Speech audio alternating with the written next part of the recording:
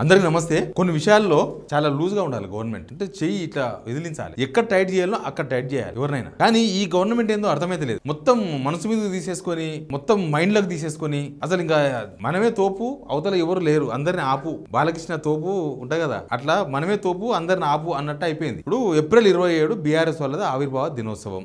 ఏ పార్టీకైనా ఆవిర్భావ దినోత్సవం ఉంటుంది. ప్లస్ ఆ పార్టీ 25 సంవత్సరాలు కాబట్టి వాళ్ళు గ్రేట్ గా కొద్దిగా గ్రాండ్ గా చేసుకుందాం అనుకుంటున్నారు. చేసుకుని అది వాళ్ళ ఇష్టం, ఆ పార్టీ వాళ్ళ ఇష్టం. ఇప్పుడు ఏంటంటే ఆ పార్టీ మీటింగ్ కు పర్మిషన్ రాకుండా, లేకపోతే ఇంకేదో ఆ కుట్రలు బయటికి కనబడదు. గవర్నమెంట్ ఏమైనా చేస్తే కూడా బయటికి కనబడదు, కానీ ఓపెన్ గా బయటికి కనిపిస్తే అట్లా చేస్తుంది. అసలు ఏం జరుగుతుంది? దీనికి కేసీఆర్ కొన్ని కామెంట్లు చేసి నిన్న మొన్న కొన్ని మీటింగ్లు జరిగినాయి కదా, ఆ మీటింగ్ లో కేసీఆర్ ఇచ్చిన కామెంట్స్ ఏంది, వీటిపైన మాట్లాడదాం. ఈ మాట్లాడకన్నా ముందు ఈ వీడియో చూస్తున్న మీకు అందరికీ కృతజ్ఞతలు.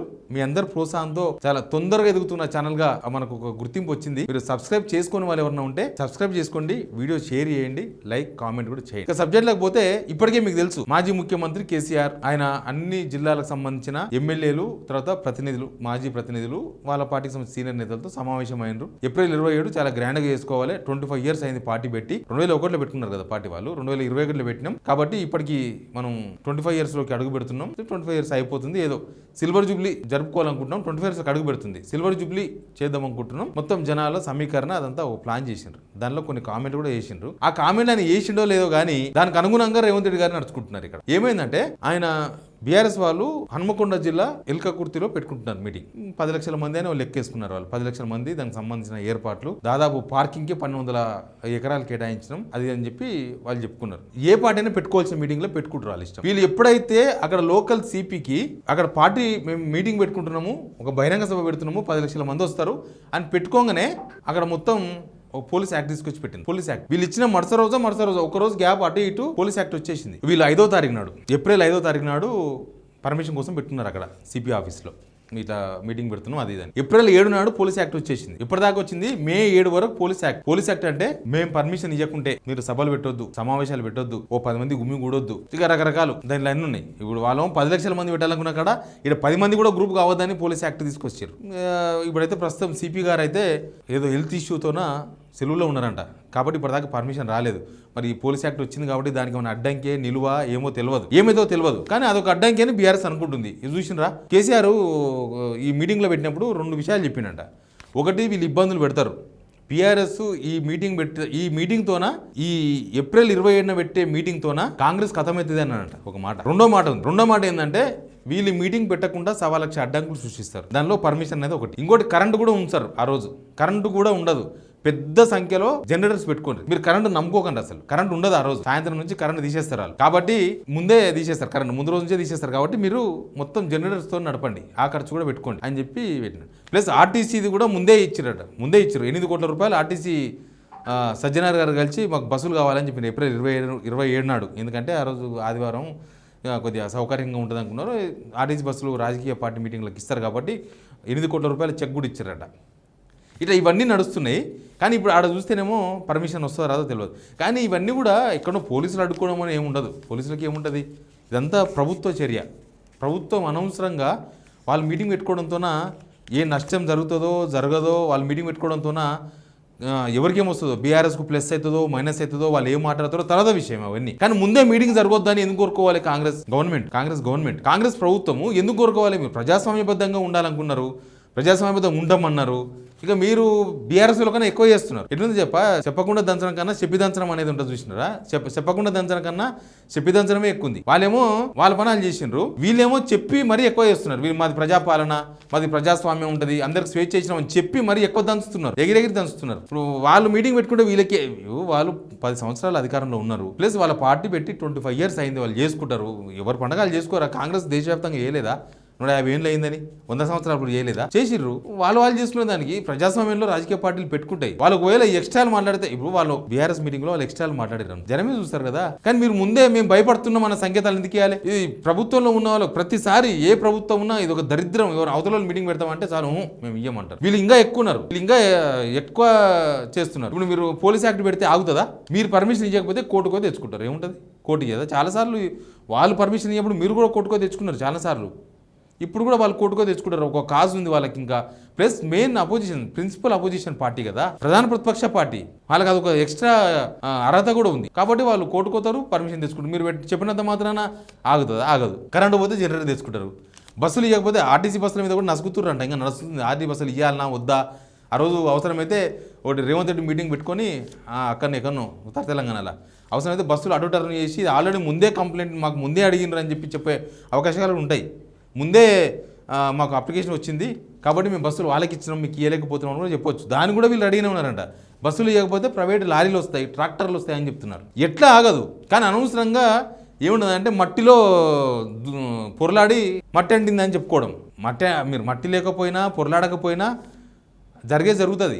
కానీ వీళ్ళు ఈ గవర్నమెంట్ మీద తీవ్రమైన వ్యతిరేకత వచ్చింది. ఆ తీవ్రమైన వ్యతిరేకతతోన ఆ సభకు జనం కూడా వచ్చే అవకాశాలు ఎక్కువనే ఉంటాయి. వాళ్ళ తరలింపు కూడా ఉంటుంది కదా. వాళ్ళు ఒక్కొక్క జిల్లా మీటింగ్ ఎందుకు పెట్టుకున్నారు? జనాలను తరలించడానికి పెట్టుకున్నారు. ప్రతి రాజకీయ పార్టీ చేసేది అది. ప్లస్ కొంత ఉత్సాహం కూడా ఉంటుంది. ప్రతిపక్ష పార్టీలు పెట్టే మీటింగ్లు ఉత్సాహంతో నడుస్తాయి ఎప్పుడైనా సరే. నేను చూసిన కాంగ్రెస్ వాళ్ళు ప్రతిపక్షం ఉన్నప్పుడు పెట్టే మీటింగ్లు చాలా ఉత్సాహంగా ఉండేది. అధికారంకి వచ్చిన తర్వాత కనీసం ఆ ఉత్సాహం ఒక 3-4 ఏళ్ళు కొనసాగాల్సి ఉండే. కానీ 6 నెలలకి ఆ ఉత్సాహం పోయి లాస్ట్కి డబ్బులు ఇచ్చి తీసుకొచ్చుకుంటే వాళ్ళు దెంకపోతున్నారు జనం. మొన్న చూసినాం ఇబ్రాహీంపట్నం ఇక్కడ ఆదిపట్ల దగ్గర రేవంత్ రెడ్డి మీటింగు. పోలీసు వాళ్ళు పెట్టి బారికేళ్ళు పెట్టి మీటింగ్ అయిపోయేదాకా పోద్దని నిర్బంధ మీటింగ్. ఇంతో అంతో ఇచ్చే తెస్తారు. అధికార పార్టీలో ఉన్న వాళ్ళు ఇంతో అంతో ఇస్తే తప్ప డబ్బులు జనం రారు. ప్రతిపక్ష పార్టీలకు ఇవ్వకపోయినా వస్తారు. అదే ప్రతిపక్ష పార్టీకి అధికార పార్టీకి ఉన్న తేడా ఏంటంటే ప్రతిపక్ష పార్టీ ఎప్పుడైనా జనాలది అవుతుంది, అధికార పార్టీ ఎప్పుడైనా జనానికి ఆపోజిట్ అవుతుంది. అంతకుముందు గవర్నమెంట్ అట్లే అయింది, ఇప్పుడు అదే అయింది. ఇప్పుడు వాళ్ళ మీటింగ్కు 10 లక్షల మంది అనుకున్నారు. రావచ్చు కాక ఎంతమంది వస్తారో మనమేం చెప్తాం, ముందే వస్తారేమో. ఇప్పుడు జనాలను ఎట్లా కట్టడి చేస్తారు? మీరు జనాలను కూడా కట్టడి చేస్తారా?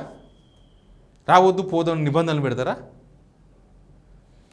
ఒకవేళ ఆ మీటింగ్ సక్సెస్ అయిందనుకో, వాళ్ళకు ఉంటుంది కదా ఆ మీటింగ్ సక్సెస్ చేసుకోవాలని బీఆర్ఎస్కి ఉంటుంది. ఆ మీటింగ్ సక్సెస్ అయితే వాళ్ళు ఉత్సాహంతో ముందుకోతారు. ఒక ప్రతిపక్షం పెట్టుకుంటారు, ముందుకోతారు. వాళ్ళు ఇంకా కొద్దిగా స్పీడ్గా లేకపోతే ఈ ఓటమి గురించి ఏమైనా ఆలోచిస్తారేమో ఆ మీటింగ్ పెట్టుకొని. వాళ్ళు ఎందుకు ఓడిపోయినాం, ఎందుకు ఇట్లా అయిందని ఆలోచించుకుంటారేమో. లేకపోతే కాంగ్రెస్ మీద యుద్ధం ఎట్లా చేయాలో ఆలోచించుకుంటారేమో. వాళ్ళకి అసలు అవకాశం ఇవ్వకుండా మొత్తం అడ్డంకులు పెట్టుకుంటూ వస్తే ఇంకా సింపతి పెరుగుతుంది బీఆర్ఎస్ వాళ్ళకి. ఇంకా సింపతి పెరుగుతుంది. వీళ్ళకేమో కార్యకర్తలకో లేకపోతే లీడర్లకేమో ఇట్లా అడుకుంటారా చూద్దాం దీనికి కథ ఏందో తెలుసాలని వాళ్ళు కసి పెరుగుతుంది. ప్రతిపక్షంలో ఉన్నప్పుడు రేవంత్ రెడ్డి ఇవన్నీ చూసిండ్రు. రేవంత్ రెడ్డి కొత్తగా ఏం లేదు ఇదంతా. రేవంత్ రెడ్డిని ఎంత అడ్డుకుంటే రేవంత్ రెడ్డి అంత కసిగా పనులు చేసుకున్నాడు. అందుకే ముఖ్యమంత్రి అయ్యాడు. ఇప్పుడు ఆయన వచ్చిన తర్వాత, ఆయన ముఖ్యమంత్రి అయిన తర్వాత అన్నీ తెలిసినోడే కానీ లాస్ట్కు మంగళం పాడతాడట. గట్టున్నది కథ ఇది. అన్నీ తెలిసినోడే. వాళ్ళు మీటింగ్ పెట్టుకుంటుంటే మీ ప్రభుత్వం ఉన్నప్పుడు పర్మిషన్ ఇచ్చేయాలి, అవసరమైతే బస్సులు ఇచ్చేయాలి, అవసరమైతే ఇంకేం చేస్తారో చెయ్యాలి, అవసరమైతే వాళ్ళతో అగ్రిమెంట్ రాపించుకోవాలి, మేము అన్న ఎట్లాంటి అశాంతి రెచ్చగొట్టే వ్యాఖ్యలు చేయమని రాపించుకోవచ్చు, ఏమైనా చేయొచ్చు. విత్ కండిషన్స్తో పర్మిషన్ ఇవ్వచ్చు, ఏమని చేయొచ్చు. అది గవర్నమెంట్లో. కానీ ఇప్పుడు బీఆర్ఎస్ని అడ్డుకోవడం ద్వారా కాంగ్రెస్కు వచ్చే పాజిటివ్ కన్నా ఇంకా నెగిటివ్ పెరిగిపోతుంది, ఇంకా ఎక్కువవుతుంది. ఇప్పటికే కాంగ్రెస్ భయపడుతుంది, ఈ మీటింగ్ కోసం భయపడుతుంది అని ఆల్రెడీ ఆ సంకేతాలు పోతున్నాయి జనాలకి. మీరు అడ్డుకుంటాం ఆల్రెడీ. ఇప్పుడు ఆర్టీసీ పెడితే కాంగ్రెస్ సోషల్ మీడియా ఏమంటుంది, ఆర్టీసీకి వీళ్ళు 8 కోట్లు పెట్టి బస్సులు ఇవ్వాలంటే ఎట్టి పరిస్థితుల్లో బస్సులు ఇవ్వద్దు అని చెప్పి కాంగ్రెస్ సోషల్ మీడియా స్టార్ట్ చేసిన స్లోగన్. ఏమైంది? బస్సులు ఇవ్వకపోతే ట్రాక్టర్లు లారీలు మస్తు ఉంటాయి ట్రాన్స్పోర్ట్. అంటే చిల్లర వ్యవహారాలు ఇవన్నీ కూడా, చిల్లర వ్యవహారాలు. ఒక రాజకీయ పార్టీ సభ నడపొద్దు, పెట్టుకోవద్దు అని కోరుకోవడం చిల్లరతనం. అది జనాలకు ఇంకా చాలా ఇబ్బందిగా కనబడుతుంది. వాళ్ళలో ఇంకా కసి పెరిగిపోయి వాళ్ళు ఇంకా ఎక్కువ జోష్గా మాట్లాడే అవకాశం ఉంటుంది, ఇంకా ఎక్కువ జోష్లో సభ పెట్టుకునే అవకాశం ఉంటుంది. ప్రజాస్వామ్యంలో ఎవరు మీటింగ్లు పెట్టుకున్నా ఊరికే పోలీస్ యాక్టులు పెట్టుకోవడం. అంతకుముందు పోలీస్ యాక్ట్ పెట్టారు, Hyderabad police act, Karimnagar police act, Adilabad police act. ఇప్పుడు చాలా జిల్లాలో ఇప్పుడు కూడా ఇంకా పోలీస్ యాక్ట్ ఉంది. ఆదిలాబాద్ కరీంనగర్ ఏరియాలో నాకు తెలిసి ఇప్పటికి పోలీస్ యాక్ట్ ఉంది. మా ఉమ్మడి జిల్లాలో కూడా పోలీస్ యాక్ట్ ఉన్నట్టుంది. ఏందో ఈ పోలీస్ యాక్ట్ ఏందో. ఇప్పుడు ఏమన్నా సభ పెడితే పర్మిషన్ తీసుకోకుండా అయితే సభ పెట్టరు కదా. ఎవరైనా సరే పర్మిషన్ లేకుండా సభ పెట్టారు. మరి ఇంకా అట్లాంటప్పుడు పోలీస్ యాక్ట్ పెట్టి ఎందుకు జనాలను అంత ఏదో పోలీస్ యాక్ట్ ఉంది అని చెప్పి బెమ్మేలి తీర్చడం ఎందుకు? అది కూడా నెగిటివే గవర్నమెంట్కి. ప్రజాస్వామ్యం మన ప్రజాపాలన అని చెప్పుకుంటా మొత్తం ఆపోజిట్ చేస్తున్నారు. ప్రజాపాలనకు మొత్తం రివర్స్ ఎట్లుంటుందో అట్లా చూపిస్తున్నారు. ఈ అడిగి చూస్తురు కాదు, కొట్టి చూస్తురు అన్నట్టుంది ఇది. అంతకుముందు అడిగి చూస్తేనే అట్టెట్లా అడుగుతారు అన్నోళ్ళు ఇప్పుడు కొట్టి చూడు అంటున్నారు. ఏం అర్థమైతే లేదు. కానీ అన్నీ తెలిసిన రేవంత్ రెడ్డి గారు కూడా ప్రతిపక్షాలను రెచ్చగొట్టే ప్రయత్నం చేస్తాం. ఆయన గవర్నమెంట్లో ఉన్న ప్రతిపక్షం రెచ్చగొడితే ఏమవుతుంది? బీఆర్ఎస్ గవర్నమెంట్ రేవంత్ రెచ్చగొడితే ఏమైంది? ఆ విషయాలు దృష్టిలో పెట్టుకోవాలి. గవర్నమెంట్లో ఉన్నప్పుడు అన్ని పూలలాగా కనిపిస్తాయి, కానీ అన్ని నిప్పులే ఉంటాయి. అవన్నీ ఆ నిప్పుల్లో పడతాం మనం. ఆ విషయం గమనించుకోవాలి. బట్ బీఆర్ఎస్లు మాత్రం చాలా కసితో ఇస్తారు. వీళ్ళు ఒకటి చేస్తే వాళ్ళు 10 చేయడానికి రెడీగా ఉన్నారు. ఏమవుతుంది చూద్దాం ఏం జరుగుతుందో. ఎనీవే ఇది ఒక పెద్ద పొలిటికల్ టాపిక్ అయిపోయింది. కేసీఆర్ ఏమో ఆయన ఏమంటే అది జరుగుతుంది కదా. ఫస్ట్ నుంచి రేవంత్ రెడ్డి గదే చేస్తుండు. కేసీఆర్ మాట ఓనిస్తలేడు. మీరు ఈయనకు ఓటేస్తే అనుభవిస్తారన్న జనాన్ని అనుభవింపజేసిండు. మీకు రైతు బంధు బంద్ అవుతుంది అన్నాడు, బంద్ అయిపోయింది. కరెంటు ఉండదు అన్నాడు, పోయింది. నీళ్ళు ఉండవన్నారు, పోయినాయి.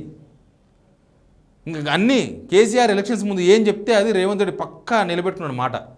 ఆయన ఇచ్చిన మాట కాదు, కేసీఆర్ మాట నిలబెట్టిండు. Please subscribe signal TV.